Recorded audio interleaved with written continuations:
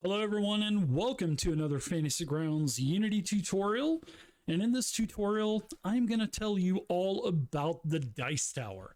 Now the Dice Tower in Fantasy Grounds is going to work exactly the way a Dice Tower would work if you were sitting around the table with your friends. You basically put the dice in the tower, and then the dice go down, and then only the DM can see it as they come out of the tray as the dice tower is turned away from the players. So in Fantasy Grounds, like I mentioned, it works the same way. And to turn on the dice tower, in the upper right hand corner, you want to look for the options section, which will be the cog wheel. And that image may also depend on which rule set or maybe whatever theme you are using. But it will always say options. So when you open up the options, scroll down to the game section, the game GM section, and look for Dice Tower. Now, by default, it will be turned off, so you will need to turn it on. And when you turn it on, your players will be able to see it. Now, you're going to notice by default, the Dice Tower will pop up in the lower right-hand corner around this area, but it did not pop up here on the DMN. But you can see, as I have a player version open up, you can see that the Dice Tower did open up for the players. So if you're a GM and you're saying, okay, well, how do I get the Dice Tower to pop up on my end as well?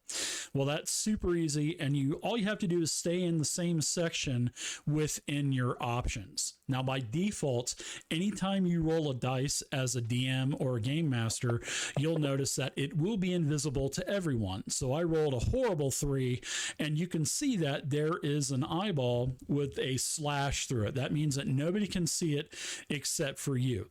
Now, if you don't mind as a DM or a GM to show your rolls in the options section where it says chat, show GM rolls, by default, it is turned off. So you will also need to turn that on. Now you'll notice when you turn that on, look at that, the Dice Tower then appears on the right hand side of the interface. So now when I roll another die, you will not have the eyeball there, and everyone can see that I just rolled another horrible 7.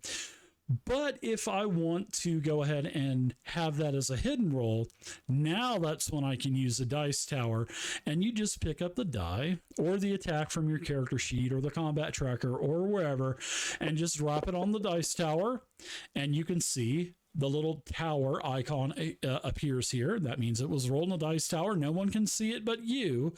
And I am on a horrible rolling streak. So my players would love this right now. And I just rolled a 6. So there you go, everybody.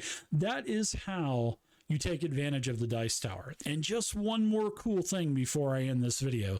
You can right click on the Dice Tower. If you don't like the position that the Dice Tower is in, you can always right click on it, unlock it, and you can move this Dice Tower anywhere that you want to.